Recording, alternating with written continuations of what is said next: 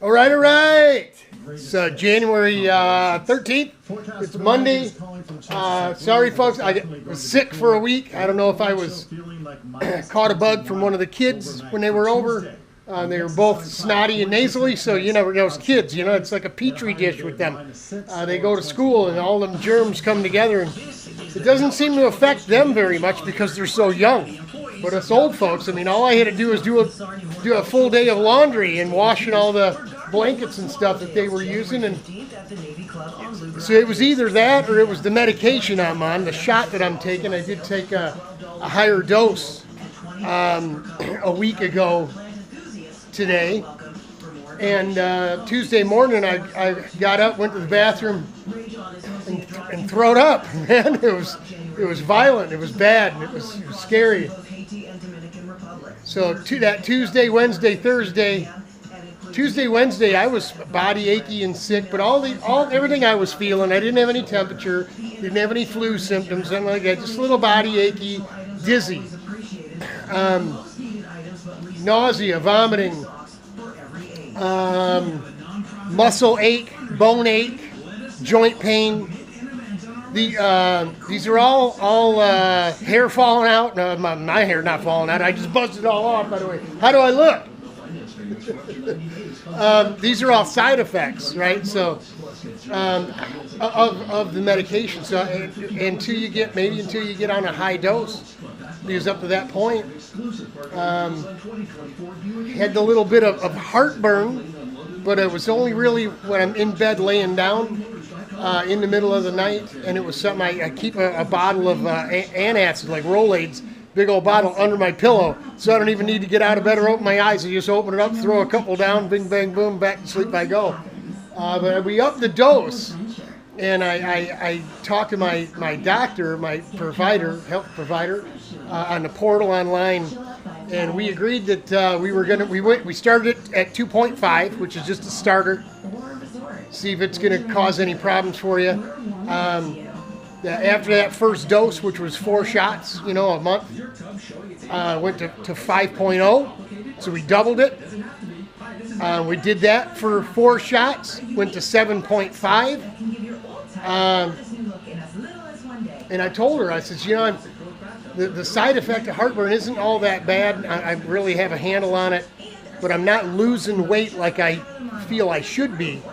At that point, I would bounce between I've lost 10, 12, then I've lost 8 to 10, then I've lost 10 to 12. Well, now I'm down a full, what is it now? I started at 263, yowza. And while I was sick, because even 3 days into it, I wasn't eating really toast, apple juice, orange juice, water.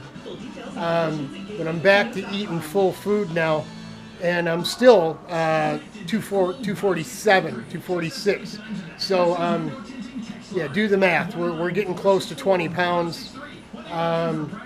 It fluctuates a pound or 2 or 3 one day to the next. But took another dose today, another high dose, but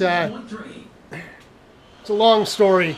I think I'm going to be okay. This time I took the shot in my leg instead of in my belly. So hopefully maybe things will work out a little better. But on to the go-kart. That's why I've been off for a week. So back to the go-kart. When I did feel better on Friday, me and the wife run into town. And I picked up a little plastic elbow. And we're going to get our pulse line on, right? We'll put all of our fuel lines on today. And we went ahead and ordered our hose clamps from Pegasus. It's not a cheap bill, folks. $40 with the shipping and everything for, I think I got 6 of these and 4 of these, so 10 altogether, 10 total, right?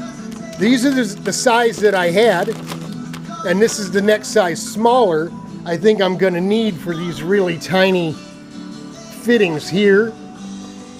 Come on off of there. Come on. Got Frampton on the radio there. You see, that's pretty small. That's a lot smaller certainly than these here.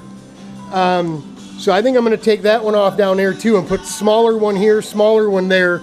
obviously smaller one here because this is pretty tiny too, and maybe a smaller one on the engine as well. And Ben mentioned that he thinks I should cut another 3/8 of an inch off of here and move it in some more. The problem is the end of the metal hose is right at the end of my fingernail right there. And we're already into the bend. We move it anymore and we're gonna, you know, I think we're gonna be okay. So I think I'm just gonna go ahead and put the darn hose clamp on. We need a zip tie here yet, but we want to rotate this tube on the metal pipe when we tighten it down, so its attitude is down or more level, right? And then we'll clamp it over. We'll put a zip tie up on here. So there you go. We're going to throw some hose clamps on. We're going to get our fuel lines running, all that stuff today, and then it's off to the phone store, the Verizon store up the road. The wife is actually coming home early because the boss, she handles the purchasing, billing, and all that stuff on the phone thing. Whatever, man. But I'm anti-phone.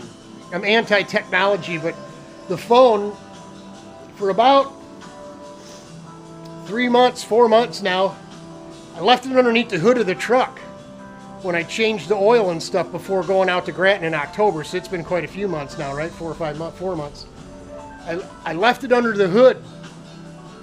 When I closed the hood down, and I drove it on down to the end of the road here, and it fell out into the road, and then I went uptown and did my business. Oh, I went to Home Depot.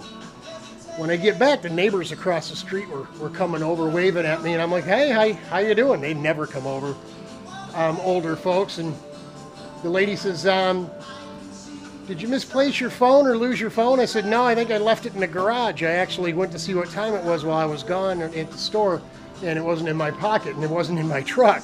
She said, well, it's not in your garage either. I said, how do you know that? She said, the guy that found it, that works for the power company across the street down here, he picked it up, and one of the listings in my phone said Nancy/neighbor. So he called her and said, hey, I found this guy's phone. Let him know. So he dropped it in my mailbox because he worked nights. He dropped it in my mailbox about 4 o'clock in the morning on his way home. And the screen was busted up pretty good, but the phone still worked, so I just put clear tape over top of it so it didn't cut my fingers. 2 days ago, well, actually, 2 or 3 days ago, the phone was working. It was on, but I couldn't make phone calls. I couldn't receive phone calls. Same with text messaging. I could look everything over. I could page through Facebook, but if I wanted to comment, I hit the comments, and it wouldn't come up because there was also no internet connection. And then the next morning, it just, like a fart in the wind, it fixed itself. All of a sudden, it worked. So I told Sherry, we don't, don't worry about it. I don't need a new phone. It's fine. She said, aren't you concerned about why it did? No, I don't care why it did what it did. Last night, I was checking on something. I set it down, watching a little Sunday night football, I think it was. Yeah, about an hour later, it was a commercial. I went to grab the phone, see what time it was, or to check my email. Screen black. Didn't matter what you did. It wouldn't light up. Plugged the charger into it. Battery's not dead. It won't light up. Dead. Sitting on the table next to me. So we pay for that service, right, Johnny? Right. So I'm gonna run off. After I get done with this here, I'm gonna run down to the Verizon store and probably get a new phone. So, Bob, if you're calling, have a safe trip to Arizona. I'll have to get a hold of you with the time difference while you're gone, see how things are going. But if you call today, it's gonna go right to voicemail. And if you leave a voicemail, I won't get it, according to what happened when the phone worked, but no internet, no calls, no nothing. The wife texted me 3 times. None of those texts came through. So, yeah, we pay for that service. That's the world we live in now. This is where we're at. We're going to go ahead and get the hoses and fuel line stuff squared away before the wife comes home early. We do have to cut this and put our water temp probe in and put hose clamps on either side of it, which is another reason why I bought enough of the small ones to do everything, because I believe those are going to be on the smaller side as well. There's our water probe, or our water block. See it there? Those are pretty beefy. They're bigger than the ones on the motor, that's for sure. It's about the same size. But we'll see if we can get the smaller ones on there. We'll use them. I just concerned, you know, not that the bigger, not that they'll blow off, but the bigger ones just work better on the big 5/8 American sized fittings. The water pump is actually, I think, 17 millimeter. It's actually kind of fat. So that's where we're at. Monday the 13th. We'll go ahead and get things going. Yeah, we got the Pathfinder gear on today. That's right. Steve, Jan, Mats and Sarah, and everybody down there at the counter. I know you're watching me on the big screen during work, Steve. So all the folks down at the counter there at Pathfinder's Rock and Roll. It's a cool place. Buy up a whole bunch of stuff. Godspeed, God bless. Happy New Year to y'all. We're throwing it together. The world's burning down, starting in California. Praise the Lord. Hopefully we'll get to April, and I'll actually get to turn a wheel in this thing. Wouldn't that be something? Wouldn't that be something? April 8th, 9th, because we're like the 12, 13, I think, at the track. Everything will start burning down, and well, I'll do donuts out in the driveway. I'll get a ride out of this thing one way or another. Godspeed, God bless. I'm praying for you. Hang in there. It'll get better. Jesus is coming.